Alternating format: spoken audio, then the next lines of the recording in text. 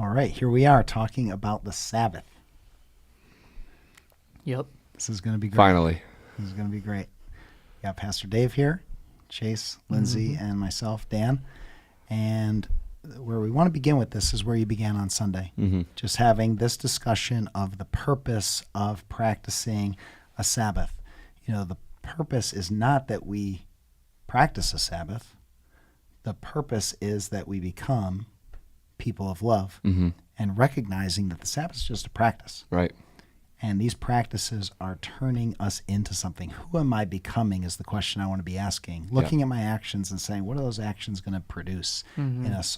So unpack that idea a little bit for us and just get into there. Your habits, your rhythms, the way you make decisions, the way you steward the resources and relationships and influence and power and gifts that you have, like all of that is causing you to become somebody. And generally, actually, if you look at like the polls, like most people are unhappy with the people that they are and that they're becoming. They feel like their trajectory isn't in the direction that they want to be moving. And so it's like, okay, one of the first things you got to do is kind of like diagnose what the problem is. And the conversation we have with the practices that I think the Bible has with the practices is, well, you've got to look at your system. You know what I mean? And you got to look at your heart. You know, because in many ways our heart is what drives our systems. But for us, Sabbath is a huge component, just like praying and fasting and being a generous person and serving one another and showing hospitality and, you know, evangelizing. Like all of these things are habits and rhythms and practices that Jesus did. And if we, like, isn't that the best ultimate goal of who we want to become? Jesus. And so it's kind of like, yeah, we need to just evaluate our systems. We need to evaluate what we're doing. We're all becoming somebody. There's already practices ingrained. And the Sabbath is, I think, going to be like the sneaky dark horse conversation, in my opinion, with the practices. Everyone expected prayer. Maybe fasting was kind of like, wow. Generosity was even more so like, this isn't just like tithing. Yeah. Well, you know, when it gets to like hospitality, evangelism, serving people, I'm like, yeah, that makes sense. But Sabbath, it is like, well, what are you talking about? Like going to church on Sunday?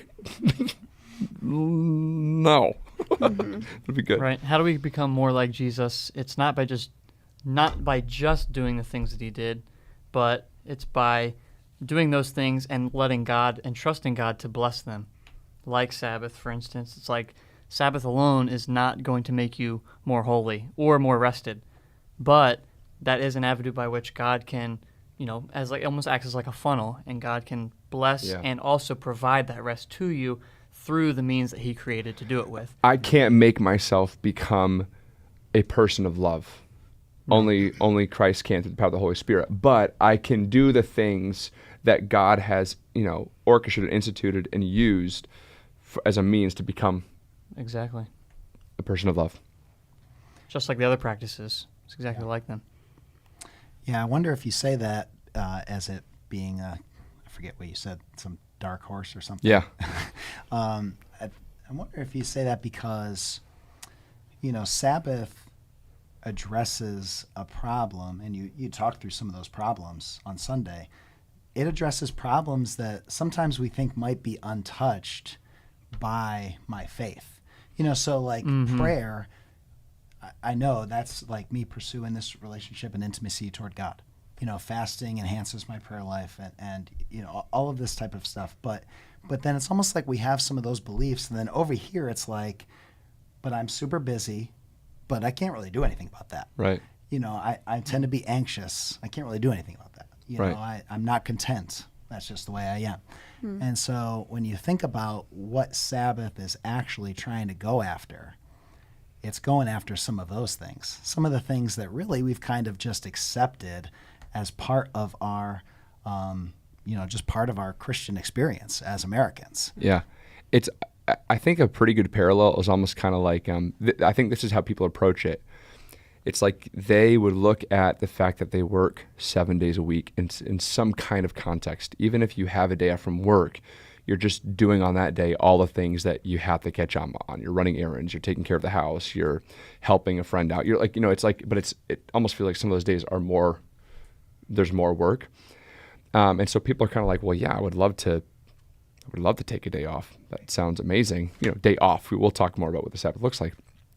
But how can I do that in today's culture? It's impossible where I am in time and space to be able to do that. And I think a really good parallel is like, well, sure, I think the smartphone is like, eating my brain and making me, more discontent and causing me to fall into sin, all this type of stuff. But what are you expecting to do in 2024 in America? Not have a smartphone? I can't not have a smartphone. And so it's like, well, no, maybe you can't not have a smartphone because you need it, whatever. But you can bring in some restrictions. You can shut your phone off for a day. You can limit how much time you're on social media. You can not download a certain app. You can, get a certain kind of phone to where you can still function as necessary and as you should as an ambassador for Christ's kingdom in this culture, but you're not going to live according to culture. You're going to live according to the kingdom. And I think that that's the parallel for Sabbath that people need to know today. It's actually not just possible, it's necessary. You talked about some of those problems on Sunday, things like being distracted. Be interested to hearing from you guys, what are some of the things as you, begin to implement ideas of Sabbath? These are things we've been talking about for a while. What are some of the things that you are, sensing? Like how do you go about discovering what problems you might have that something like Sabbath might be addressing? What's been your experience? Are you saying what are the distractions that keep us from something, or things that come up in my heart when I'm processing? Yeah. I think that distraction is one big, one big way in which that problem manifests itself. How do you go about really trying to do some self-assessment to see if how big of an issue do I have here with hurriedness or busyness or distraction or lack of contentment? You know what I mean? Well, I think one of the things that's pretty glaring for me, trying to practice Sabbath, it's I never actually do it. And I'm like, what in the world? It's it should be pretty easy to just not do anything. Right.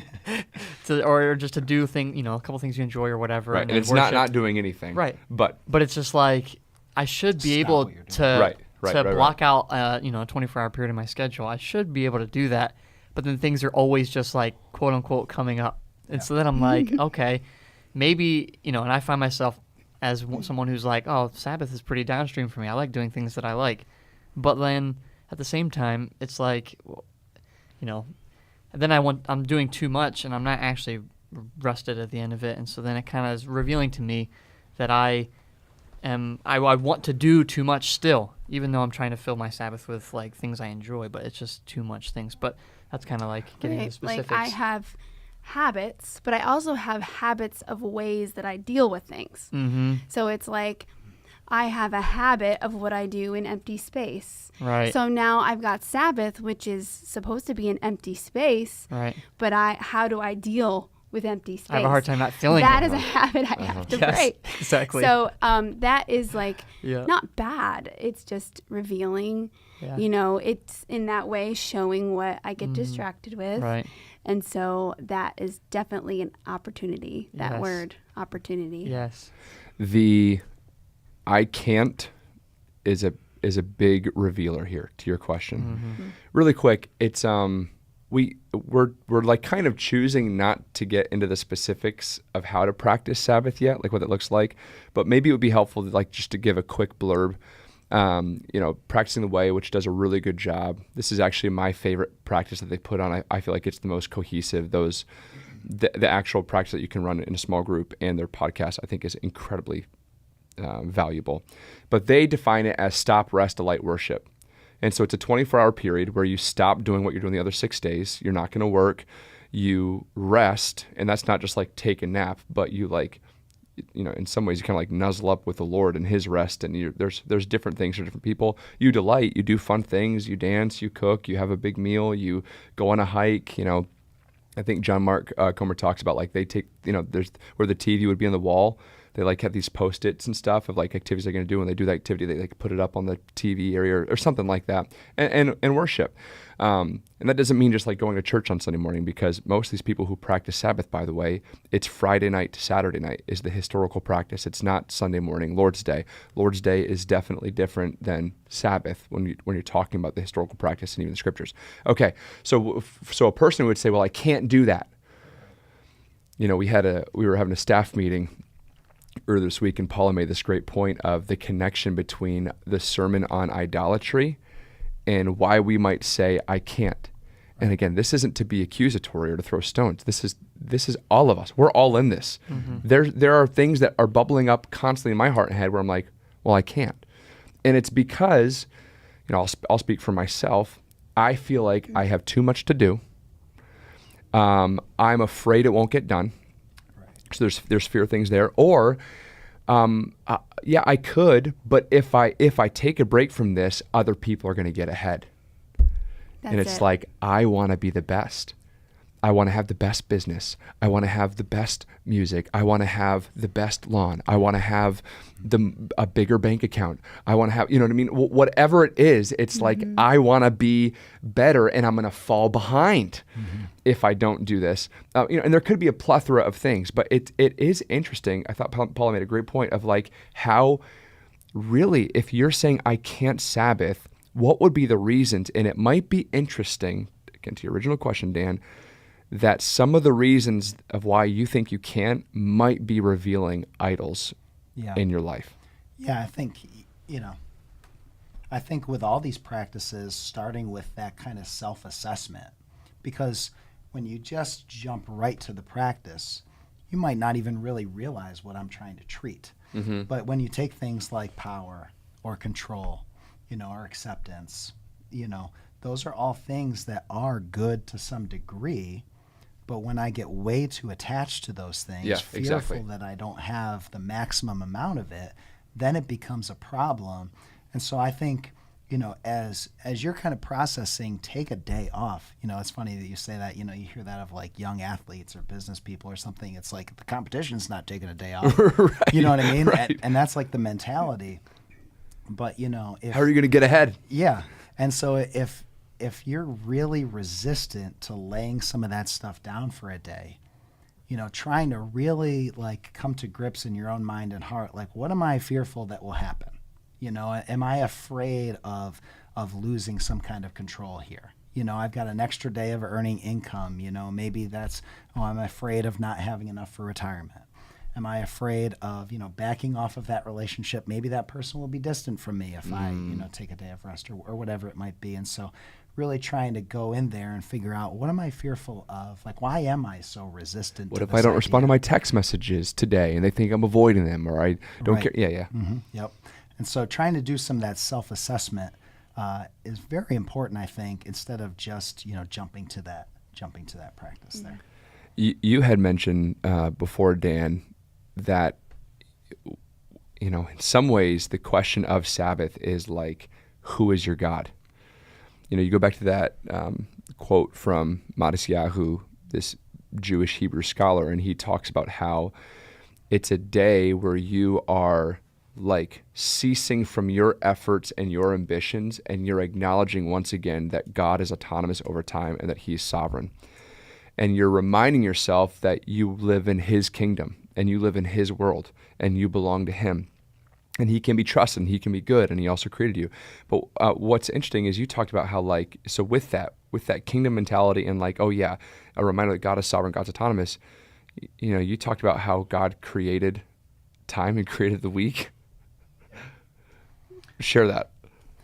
Yeah, I mean, it's real, you know, we kind of gloss over that when we think about creation, but like, you know, God, who has no resistance in his work whatsoever. Right.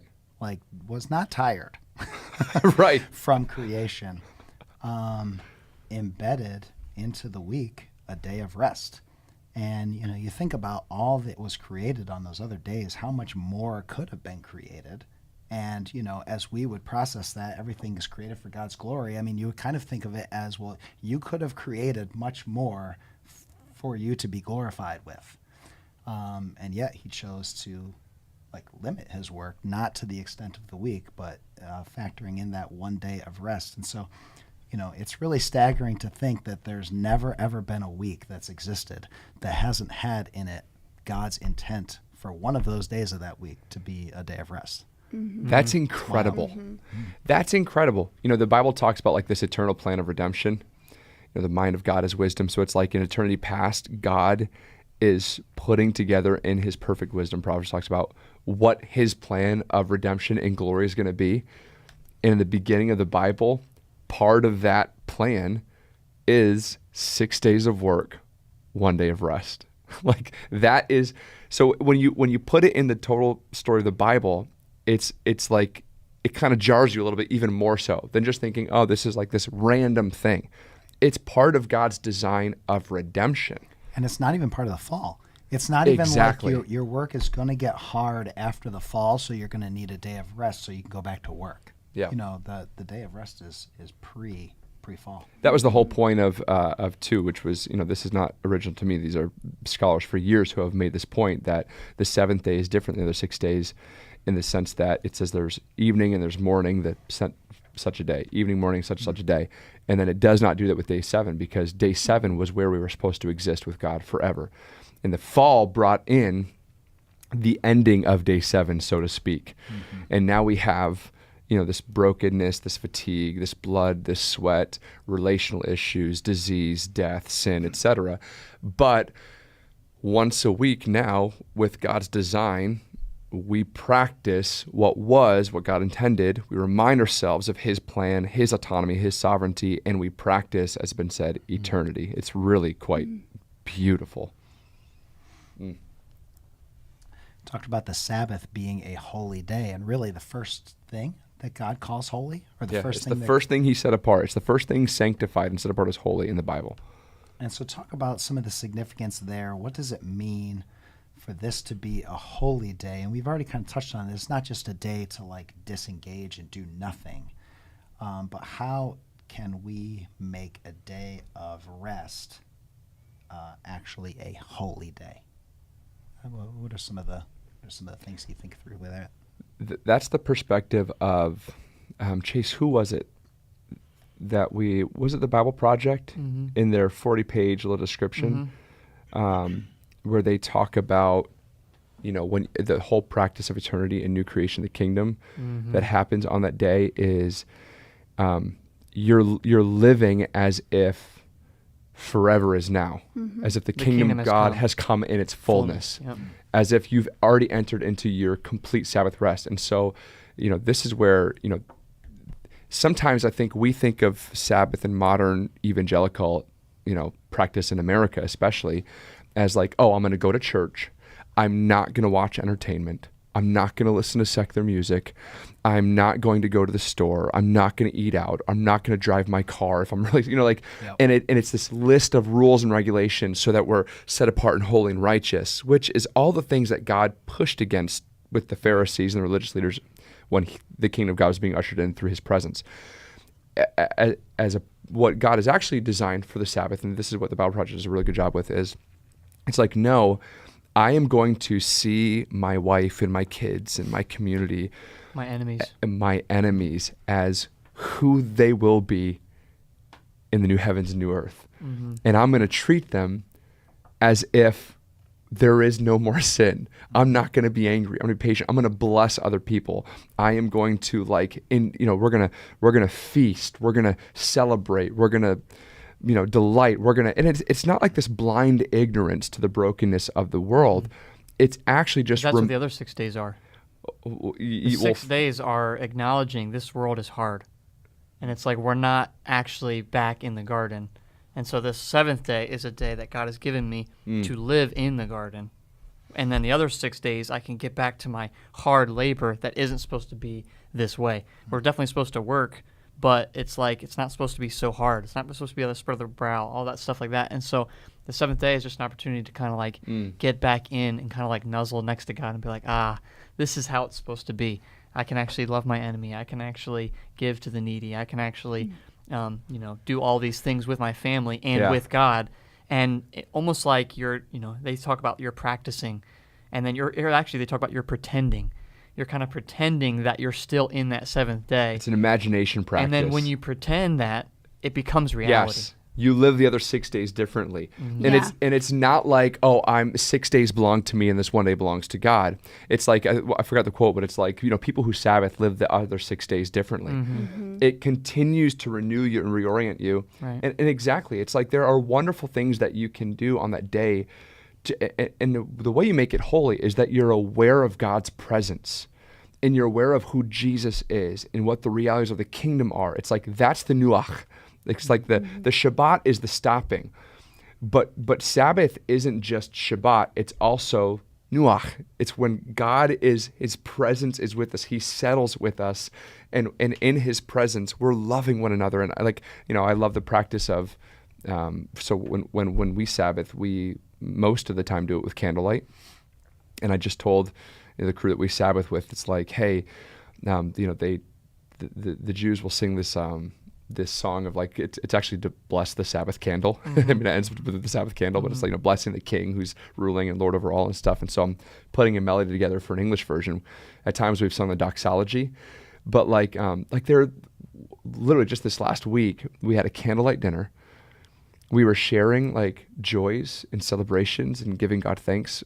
We had somebody else join us for the dinner that was unexpected. We sang the doxology, and it was like this holy moment. I mean, you're just feeling every millisecond.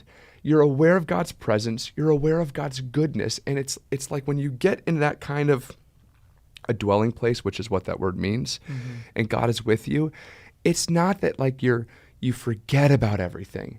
It's actually what the Bible says is you remember everything. That is the thing. The Sabbath is not forgetting, it's remembering. And it's so holy and beautiful. And part of that holy word too is it's distinct. You like consecrate it. You kind of separate it, and you don't sing that song every day. Right. It's a one thing that you do on this day specifically that helps you propel, and the rest of the 6 days. Good. One super practical thing about the Sabbath, by the way, is a way to rethink your approach here. If it is like a currency that belongs to God, which is how other people talk about it as well, that day, going back to creation, does not belong to you. Right. It's not yours. We say every week when we take the offering here, we like to take a time during our worship to remind ourselves that everything we have and everything we are belongs to Jesus. Yep. I love that. And it's like when we talked about generosity, that was the same thing too. Hey, this stuff doesn't belong to you. It's not yours. Paul used the language, what do you have that you did not receive? And if you received it, why do you boast as if you did not receive it? It's the same thing with time. And so what you're doing in the same way when we told people during generosity, when you get your paycheck, when you get your money, and even beyond that, when you get your resources in your home and your vehicles and your clothes, your gifts, all of those types of things, you are first and foremost saying, God's getting the first fruits. Mike did that whole thing on first fruits, and it was beautiful. And then you're saying to the Lord, what do you want to do with this? That's what we have to do with the Sabbath and with time. You actually have to change the way you think and say, oh, this day belongs to the Lord. It's my first fruits offering. And therefore, Lord, what do you want to do with it? And then I take the rest of it and I seek to steward it well accordingly to the reality of that main first fruit. And so that's a helpful way to kind of go about build your time, your currency, your resource of time in the kingdom around this day belongs to the Lord. Yeah, the Bible Project said Sabbath is to time what the temple is to space. Yeah. And so it's like in the Old Testament, the temple was where God resided. That was like his domain. You're supposed to do things a certain way. You're supposed to operate a certain way according to his word. And now we have Sabbath as like a time. It's like a time consecration to God. And so now it's like, okay, how can we operate in that space according to how he's designed? Yeah. There's this interesting thing that happens. Sometimes you're talking with somebody about like following Jesus. They don't currently follow Jesus. And it's like, well, if I follow him, then I'm going to have to do X, Y, and Z. And it seems like it's this really unappealing thing. And then you're trying to bring in, well, look at the glory in this. And the Sabbath, we kind of turn it into that same kind of thing. Immediately when you call, well, if you were to remove that word Sabbath and you were just to say to people who are trying to follow Jesus, who love to follow Jesus, to say, what if there was a day completely devoted to enjoying God and enjoying all the things that he's given you? Oh, man. You'd be like, well, this is amazing. That sounds amazing. Well, it's called a Sabbath, and you have to turn off your phone. It's like, whoa, no, that's legalism. And so what is it? That's good. It's helpful for us to really know what we're talking about. Sometimes I think, we'll go in there and pick off one thing or like almost even a stereotype of an idea, and it could be about this practice or fasting or whatever it is. And there's something in us that does that thing where it's like, well, yeah, but, do I really have to do that? Or, what about this? What about this way to abuse it or something like that? And so I really appreciated just on Sunday, just focusing on, the intent, the goal, like what can be gained through this practice. And then, there's certainly specifics to wrestle through. What should I be doing? What shouldn't I be doing? Is there like self-denial that goes into practicing the Sabbath, all of that kind of stuff. You can work through some of that, but having that big picture at the forefront is really, really helpful, I think. Some encouragements for those of you who might be listening, like, okay, well, I feel like I'm convinced. So like, help me. What are a couple things I can do to get this ball rolling? Because one of the things we asked on Sundays for people to just be thinking about it, like openly, diagnose themselves, having conversations. That whole self-diagnosis thing that you asked, several minutes ago, it's like we want you to live in the tension. I mean, almost all the conversations I've had from Sunday are people who are like, boy, do I ever resonate with that problem? You know what I mean? But like, good luck getting me to Sabbath type of stuff. It's funny. I made a joke at two of the services. It's like we give Mike all the tough ones and I get the softball ones. This one brother was like, I don't know, you basically just told everybody to change the way that they're living. It's like a lot of religious conversation, like conversation about sexuality and doctrine. It's like, well, this is an intellectual understanding and yeah, this is wrong. But now we're like getting into people's lives a little bit here. So I appreciated that. But with all the practices we've said, it's not doing more, it's doing less. Start small, be intentional, make a plan. So maybe it's something as simple as you just choose in the next 7 days that you're going to have one night where your whole family is going to turn off their phones at 5:30 and you're going to cook a meal together and you're going to listen and you're going to talk. Maybe you'll play a game afterwards. Maybe you'll have a longer bath time with your little kids, right? I love the story of you guys and what Hazel loves about Sabbath. What is it that she says? Harlow. Or Harlow. Yeah, she gets bubble baths. So she loves on Sabbath getting bubble baths. And it's like you don't have to be. It's not worried about getting out. It's too fast or too soon. You're just in there. All the other nights I'm like, come on, hurry up, come on, let's go, get out. Time for bed. This one I'm like, all right. That's Sabbath for toddlers. I get to take an extra long bubble bath. It's the best. But think of invite a family over. Sing the doxology.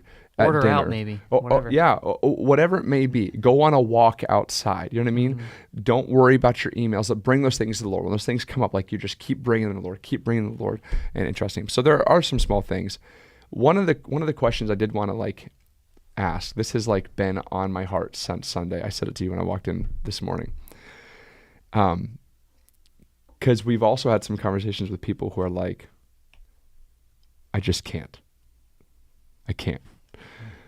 So hopefully all this conversation has been helpful. The more prophetic, pushback against that would be kind of like, do you think that you're more important than Jesus?